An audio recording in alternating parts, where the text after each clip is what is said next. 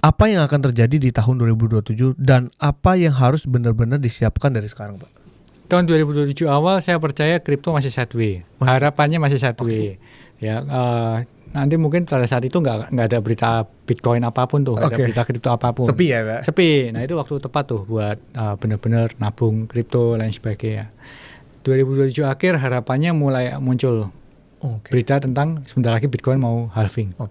Nah itu momen yang tepat buat melihat, memantau halvingnya lari kemana. Buat nentuin kapan target kita untuk jualan. Selanjutnya nih Pak, sikap apa yang perlu ada ketika mau jadi sukses buat anak muda di tahun 2026 Pak? Jangan mau terlalu terbuai dengan janji cepat ya, itu penting banget tuh. Kan banyak orang yang percaya beli hari ini, besok beli McLaren gitu kan ya. Itu suatu mentalitas yang agak berbahaya tuh. Makanya banyak altcoin ya Pak. Iya, altcoin itu sebenarnya ya ya, beberapa altcoin memang luar biasa. Tapi harus tahu mayoritas altcoin itu banyak yang nggak bagus ya. Jadi kalau apalagi altcoin yang sistemnya nggak interchangeable, kan banyak altcoin nggak interchangeable. Jadi benar-benar kita beli altcoin itu nggak bisa ditukar kemana-mana. Nah, koin-koin kayak gini agak berhati-hati.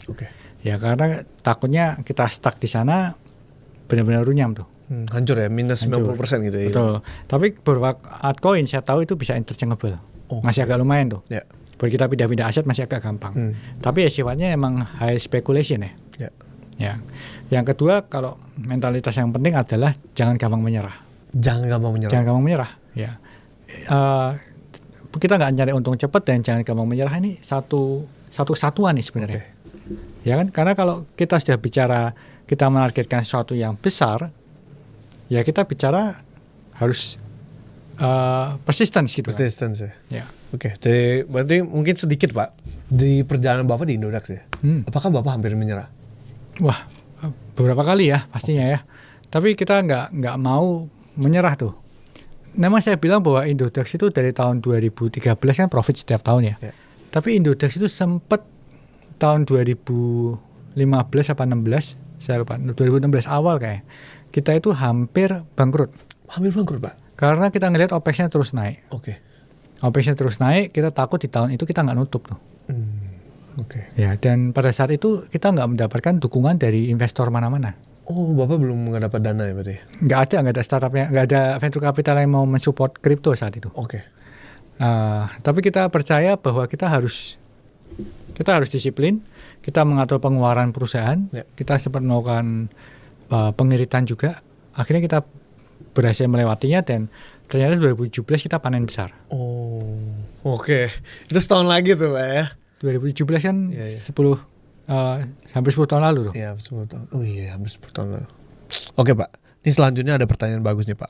Dengan adanya ancaman kuantum, perkiraan sampai tahun berapa Bitcoin bertahan dari kuantum Pak? Gimana kuantum komputer? Saya Pak? percaya kalau emang komputer kuantum sudah ada ya, Bitcoin pasti mengalami hard fork. Pasti mengalami hard fork. Kenapa? Karena proses generation private key-nya harus diimprove.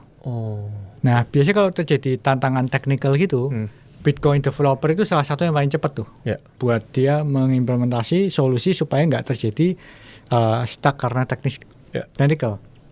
Jadi mereka pasti akan mengalami hard fork untuk mengatasi problem di kuantum, yaitu kuantum itu kan perhitungannya sangat cepat ya.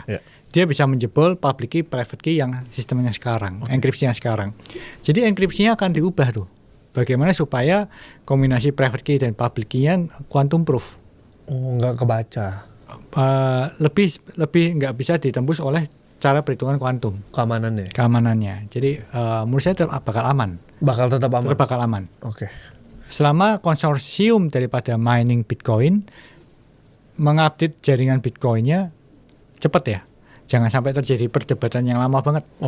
Tahun 2017 itu Bitcoin sempat stuck loh. 2017? Sempat stuck karena problem teknis. Di mana satu bloknya itu cuma 1 megabyte. Kemudian mau diimprove, solusinya terlalu banyak, bingung pakai solusi yang apa. Itu selama setengah tahun Bitcoin sempat agak-agak stuck. Oke, selanjutnya nih Pak. Prinsip-prinsip apa yang perlu dimiliki oleh seseorang yang ingin terjun di dunia kripto Pak? Jangan serakah. Penting banget, jangan serakah. Kenapa? Karena serakah itu adalah musuh semua investasi.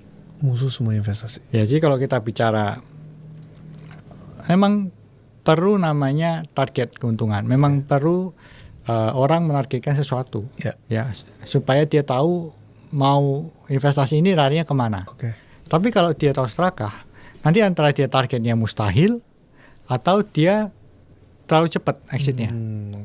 Ya, jadi keserakahan itu juga berhubungan dengan kepintaran finansial sih kalau saya kira ya. Jadi kalau kadang-kadang orang serakah itu mereka menargetkan sesuatu yang nggak masuk akal. Akhirnya targetnya nggak pernah kena gitu. Ya, itu salah satu yang harus diatasi. Menurut Bapak, tapi kalau anak-anak muda ini kan biasa kan, pengen cepet kaya karena beberapa, ya tahu lah apa yang terjadi. Gimana mereka bisa melawan sifat serakah, Pak? Ya, salah satu caranya adalah dengan menggunakan uang dingin pada saat berinvestasi. Jadi satu keberhasilan investasi adalah kita harus memastikan uang yang kita pakai untuk investasi itu bukan uang yang sifatnya dari pinjaman. Itu sangat penting. Kenapa? Karena kalau uang itu dari uang pinjaman, biasanya mentalitasnya akan lebih takut-takut tuh. Ya, karena dia perlu mikirin bunga bulan depan berapa gitu kan. Akhirnya dia selalu berusaha bagaimana hasil investasinya lebih tinggi daripada pinjaman dia.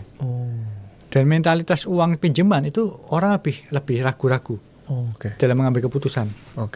Ya, tapi jadi memang nggak bisa dibantah bahwa investasi itu memang bukan untuk semua orang sebenarnya. Bukan untuk semua orang. Karena kalau memang Anda di titik di mana Anda belum stabil secara keuangan, dalam arti ada uang yang bisa disisihkan, kadang-kadang investasi mungkin bukan untuk Anda. Ya. Yang ideal adalah orang itu harus sudah stabil dulu untuk kebutuhan sehari-hari, kemudian disisihkan sebagian untuk investasi. Tapi kalau di titik di mana Anda belum bisa nyisihin, tapi Anda pakai uang dapur yang seharusnya dipakai buat SPP anak misalnya, atau yang dipakai buat uang dapur buat makan, ya Anda pakai buat investasi, tiba-tiba duitnya hilang, turun ya. Itu agak nanti akan mengganggu ritme hidup Anda, mengganggu psikologi Anda. Ya, jadi uang dingin itu sangat-sangat perlu.